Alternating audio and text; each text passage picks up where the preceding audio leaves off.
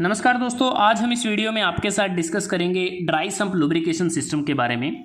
Dry sump lubrication system कैसे कार्य करता है, इसके एडवांटेज क्या हैं और इसके डिसएडवांटेज क्या हैं, उनके बारे में हम विस्तार पूर्वक चर्चा करेंगे। और ड्राई सम्प जैसा कि नाम से पता चलता है, जो सम्प होता है, जो रिजर्वायर होता है लुब्रिकेटिंग ऑयल के लिए, वो इस सिस्टम में एक प्रकार से ड्राई होता है स्टार्टिंग में। तो सबसे पहले अगर हम देखें ड्राई सम्प लुब्रिकेटिंग जो सिस्टम होता है, इसका इस्तेमाल हम क्यों करते हैं।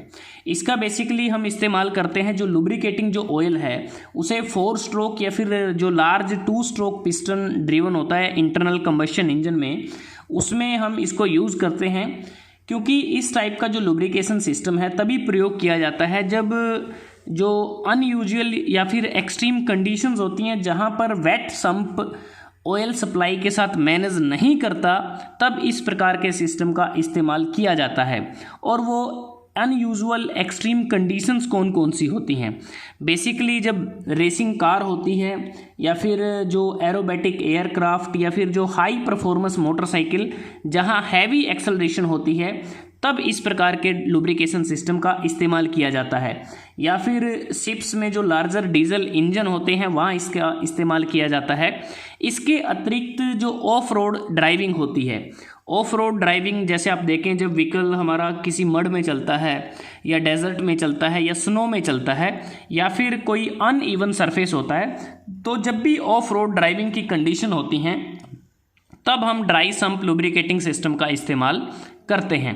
तो बात करते हैं कि इस सिस्टम की जो कंस्ट्रक्शन है किस प्रकार से होती है। तो इसमें अगर आप देखें, ये हमारा बॉटम में एक प्रकार से ड्राई सम्प होता है। ड्राई सम्प के बाद स्ट्रेनर लगा होता है, स्ट्रेनर के बाद स्क्वेंजिंग पंप होता है, फिल्टर होता है, प्रेशर रिलीफ वाल्व लगा होता है, एक स्प्लाई टैंक, एडिशनल स्प्लाई टैंक इसमें लगा होता है, और एक ऑयल पंप होता है, दूसरा प्रेशर रिलीफ वाल्व है, ऑयल कूलर है, और यहाँ से फिर जो इंजन के मूविंग पार्ट हैं जो लुब्रिकेट हमें करने हैं वो यहाँ पर लगे होते हैं। तो बात करते हैं इसमें वर्किंग किस प्रकार से होती है।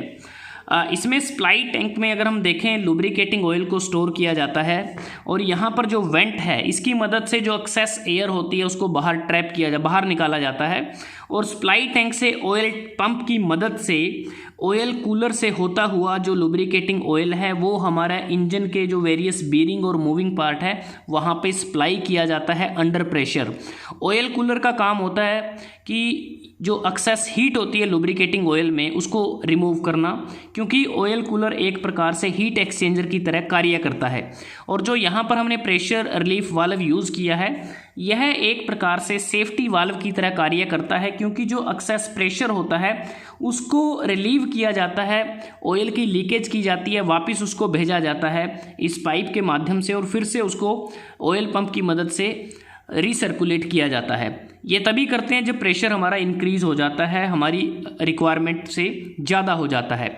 उसके बाद क्या है कि जब इंजन के मूविंग पार्ट और वेरियस बीरिंग को लुब्रिकेट करने के बाद जो हमारा लुब्रिकेटिंग जो ऑयल है वो ड्यू टू ग्रेविटी हमारे ड्राई सम्प में वो यहाँ पर ड्रिप होता है, और ड्राई सम्प में ड्रिप होने के बाद उसको स्ट्रेनर से गुजरना पड़ता है।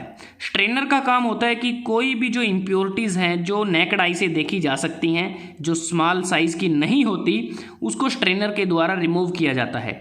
और स्ट्रेनर के बाद स्क्वेंजिंग पंप लगा होता है, और इस पंप के माध्यम से उसे फिल्टर से गुजारा जाता है, और फिल्टर में फिर से उसको फिल्टर किया जाता है, जो स्मॉल पार्टिकल्स या इम्प्योरिटीज़ रहती हैं ऑयल में उसको रिमूव किया जाता है। और उसके बाद उस फिल्टर से गुजरने के बाद लुब्रिकेटिंग ऑयल को सप्लाई टैंक में भेजा जाता है। अगर एक्सेस जो ऑयल है उसको फिर से प्रेशर रिलीफ वाल्व के माध्यम से रिसर्कुलेट कर लेते हैं। और इसके अतिरिक्त यहाँ पर अलग से एक बाईपास की अरेंजमेंट की जाती है।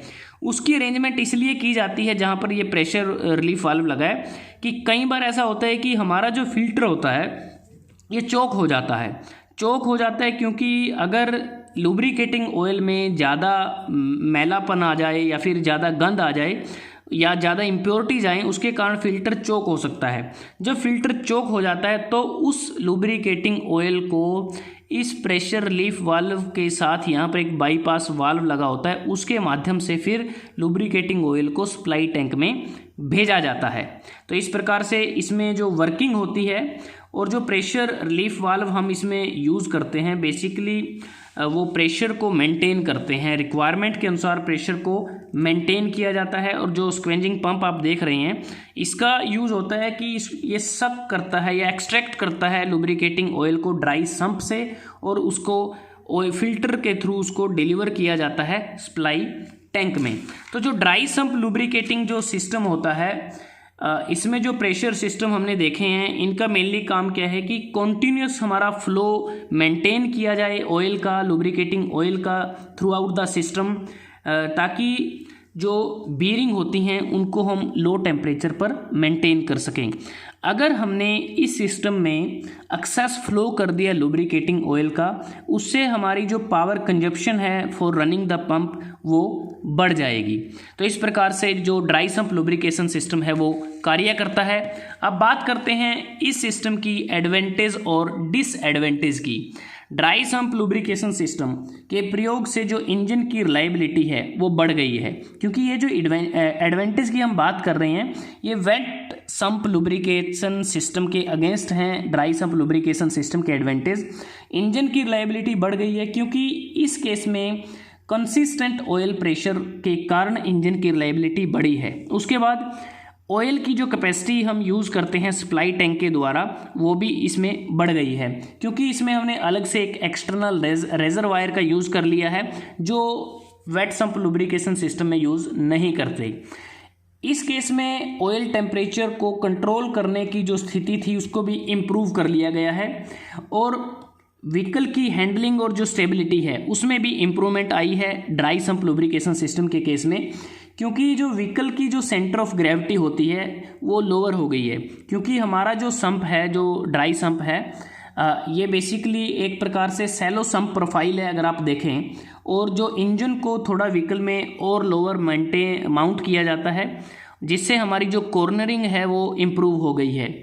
एक्सटर्नल पंप अरेंजमेंट अगर आप देखें इसमें अलग से सप्लाई पंप टैंक की अरेंजमेंट की गई है और जिसके कारण इसको आसानी से मेंटेन किया जा सकता है, आसानी से रिप्लेस किया जा सकता है आवश्यकता अनुसार।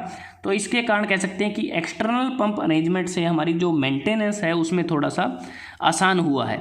डिसएडवांटेज की अगर बात करें, कॉस्टली है, थोड़ा सा कॉम्प्लेक्स है, हैवी वेट है, एक्सटर्नल सप्लाई टैंक इसमें यूज़ किया जाता है और इसमें हमें अलग से एडिशनल ऑयल मेंटेनेंस की ज़रूरत पड़ती है, क्योंकि एक्स्ट्रा पंप यूज़ किया गया है और एक्स्ट्रा पंप यूज़ करने के कारण हमें अलग से लाइंस का यूज़ करना पड़ा, जिसके कारण एडिशनल ऑयल हमें देना पड़ता है और थोड़ी मेंटेनेंस बढ़ी है।